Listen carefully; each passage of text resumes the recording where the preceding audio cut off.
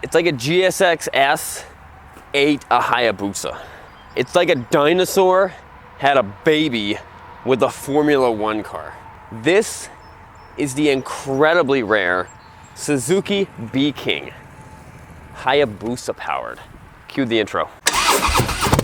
So the story of this bike starts in 2001, where Suzuki did a prototype of a supercharged Hayabusa Street Fighter bike.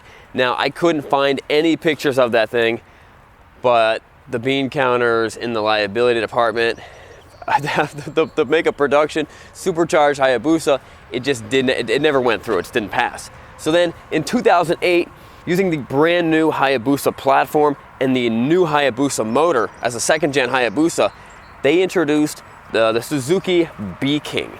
And this is kind of in an era where the standard or the naked Street Fighter bike was kind of new, and it was also kind of plain. You know, you had the Z1000, which they were cool bikes, but it's kind of a little vanilla. And then you had the, you had the SV1000. It's still a cool bike, but it was not this. And then you got this thing coming out, and honestly, look how wide this bike is. This bike's close to 3 feet wide, probably one of the widest tank setups I've ever seen. At 181 horsepower and 108 foot-pounds of torque, this thing is a monster. This thing's gonna run less than 10-second quarter mile, 0 to 60 in 2.7 seconds. Now, that might sound fast, that might sound slow compared to some of the other stuff out there, but keep in mind, you have to keep this thing on the ground. You have to keep traction on the back tire and the front end somewhat on the ground to run those types of numbers. Now, obviously, if all things being perfect, and if you could stretch it out a little bit, this thing's capable of doing much faster. But it's all about just keeping. You're trying to have 181 horsepower to stay on the ground with a contact patch of about this big. Notice the giant exhaust. I mean, the actual exhaust pipe is, I don't know, about 1.5 inches, but the faux exhaust pipe, which is this, is like 9 inches big. It's just giant, incredibly huge. It is rocking a 200 rear tire.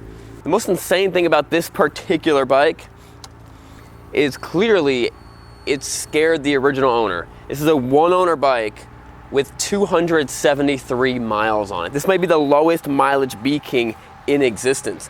So this thing's rocking the dirt bike handlebars.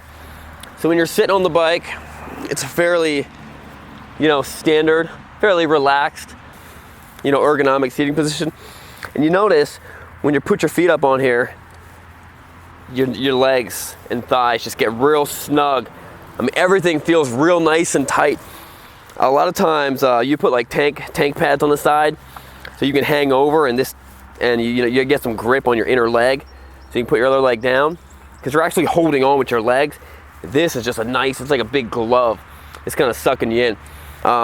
Although if you were real tall, like 7 feet tall, you might just not have enough room in here. I don't know. It feels good for me. Caleb felt pretty good on it too. But that's the ergonomics of it. When you're riding this bike, and honestly, it feels more like like looking at this from this view, it feels more like a Honda Rune. It's just giant, ridiculous nonsense. And it does have a steering dampener up here, which I think is non-adjustable. So of course, this is a water-cooled 1340 cc motor. They've got the integrated turn signals inside here. It really is a very clean, fresh-looking design. You can see a lot of the newer Suzuki GSX S 1000 in this design. Classic Transformers headlight. This thing's actually weighing in at 518 pounds dry weight, which is actually not that bad, considering the newer Suzuki GSX S 1000 weighs about 60 pounds lighter than that. And this is a much bigger, more substantial bike with a lot more horsepower. So anytime a bike comes up like this, some people are gonna ask the question why, everyone else is gonna ask the question why not? Why would they make a bike so ridiculous like this? You got the engine, do you have a buyer?